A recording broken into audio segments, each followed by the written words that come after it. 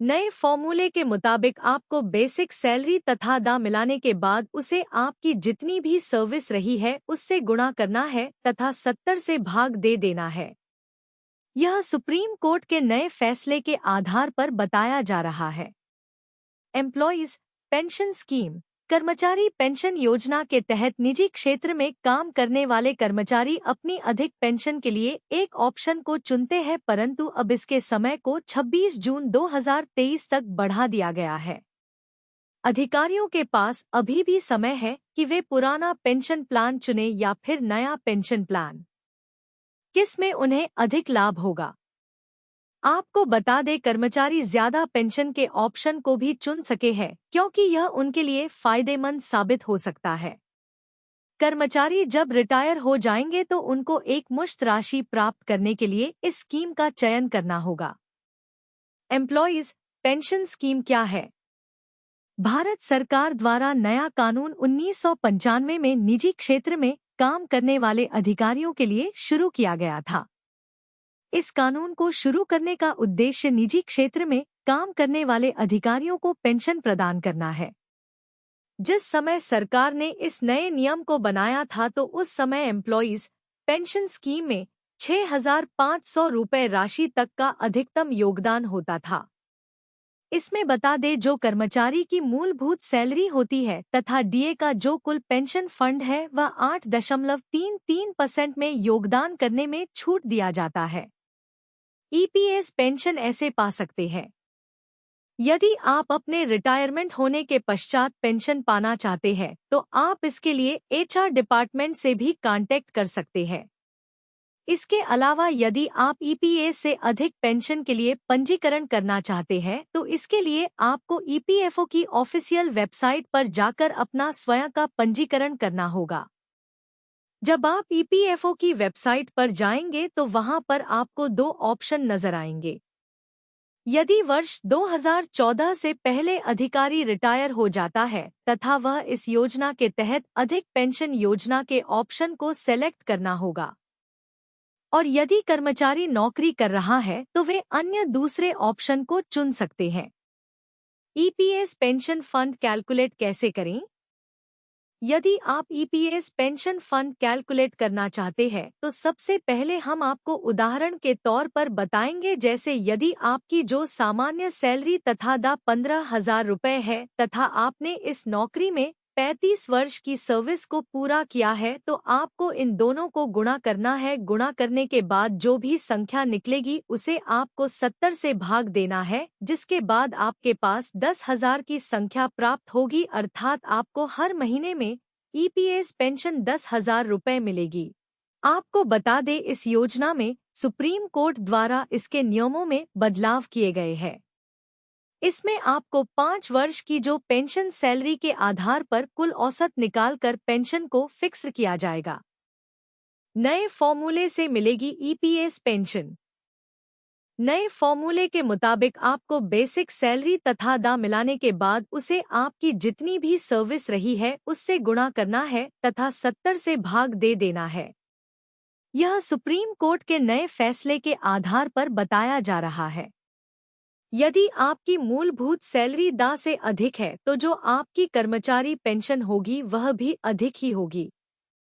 उदाहरण के लिए बता दें, यदि आपकी मूलभूत सैलरी तथा दा 1 लाख रुपए तथा आपने 35 वर्ष की सर्विस की है और आपकी महीने की तनख्वाह 50,000 रुपए मिलेगी, जिसमें 15,000 रुपए की मूलभूत सैलरी पुराने एम्प्लॉय पेंशन स्कीम के नियम से कहीं ज्यादा अधिक है।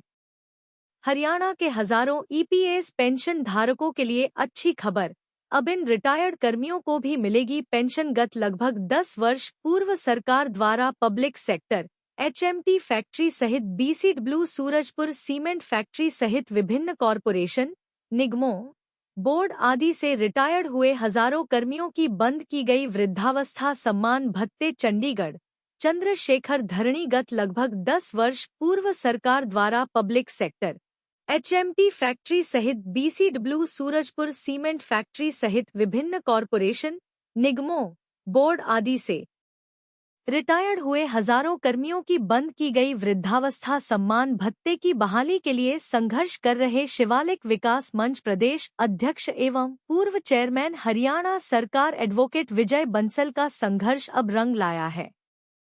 हरियाणा सरकार ने वर्ष 2024 से 2025 के बजट में उक्त रिटायर्ड कर्मियों को भी बुढ़ापा पेंशन देने का निर्णय लिया है।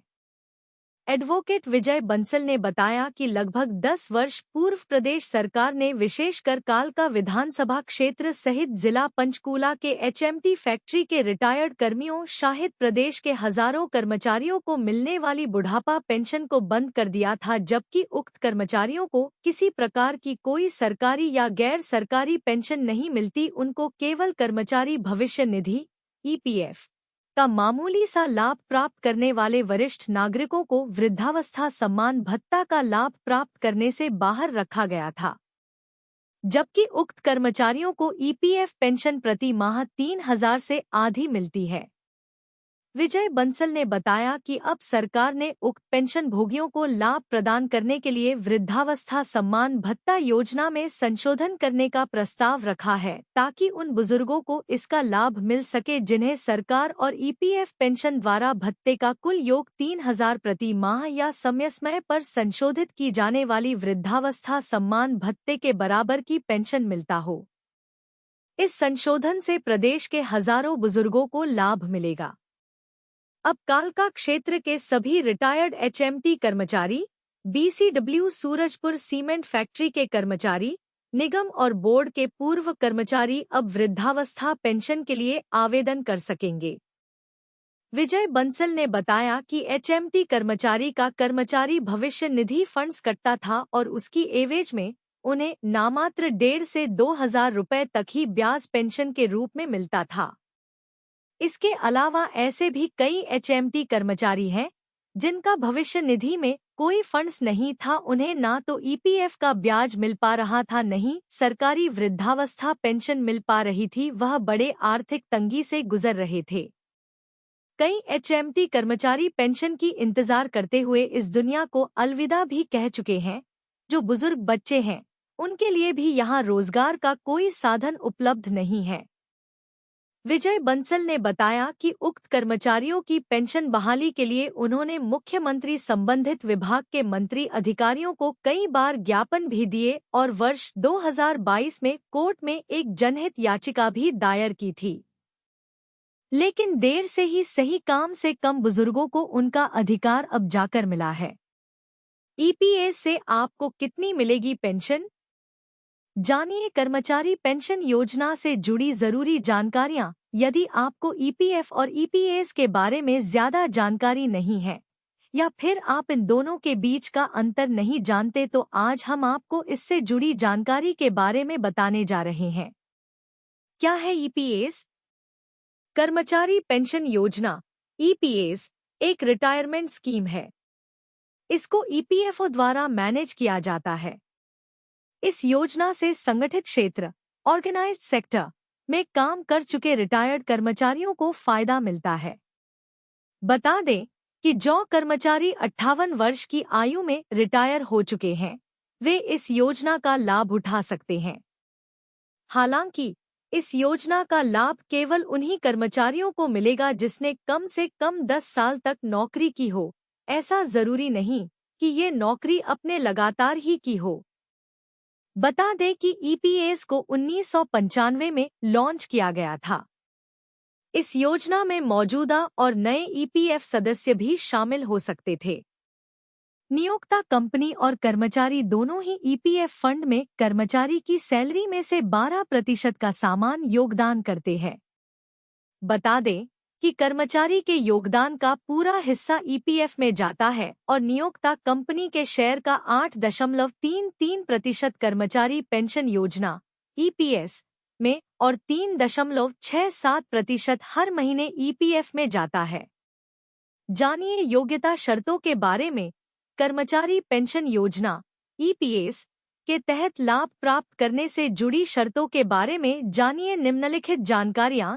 आपको ईपीएफओ के सदस्य होना अनिवार्य है। आपने 10 वर्ष तक नौकरी की हो, आपकी उम्र 58 साल हो। बता दें कि आप 50 वर्ष की आयु होने पर ईपीएस से पैसे निकालना शुरू कर सकते हैं। साथ ही आप 2 साल 60 साल की उम्र तक के लिए अपनी पेंशन को रोक भी सकते हैं, जिसके बाद आपको हर साल 4% की अतिरिक्त दर से पेंशन मिलने लगेगी। जानिए ईपीएस के तहत कैसे करें पेंशन को कैलकुलेट। सदस्य अपनी की मासिक पेंशन राशि की कैलकुलेशन नीचे दिए गए फॉर्मूला के अनुसार कर सकते हैं। कर्मचारी का मासिक वेतन पेंशन योग्य वेतन x पेंशन योग्य सेवा 70 ईपीएस पेंशन योजनाओं के प्रकार। इस योजना के तहत विभिन्न प्रकार की पेंशन योजनाएं हैं। नीचे दी गई पेंशन के प्रकारों से ईपीएफ ग्राहक के परिवार के सदस्य को आय प्रदान की सुविधा मिलती है। 1. विधवा पेंशन ईपीएस विडो पेंशन। विधवा पेंशन या वृद्धा पेंशन ईपीएस विडो पेंशन योग्य सदस्य की विधवा स्त्री के लिए प्रदान की जाती है। बता दें कि विधवा की मृत्यु या उसके पुनर्विवाह तक इस पेंशन से मिलने वाली राशि का लाभ ले सकती हैं। मासिक वृद्धा पेंशन राशि ईपीएस 1995 की टेबल पर निर्भर करती है। बता दें कि न्यूनतम पेंशन राशि बढ़ाकर 1000 रु कर दी गई है। साथ ही मासिक पेंशन योग्य सैलरी को 15,000 रु तक बढ़ा दिया गया है। 2. अनाथ पेंशन सदस्य की मृत्यु होने पर और उसकी कोई जीवित विधवा नहीं होने पर उसके बच्चे को मासिक विधवा पेंशन के मूल्य की 75% राशि मासिक अनाथ पेंशन ईपीएस ऑर्फन पेंशन के रूप में दी जाती है।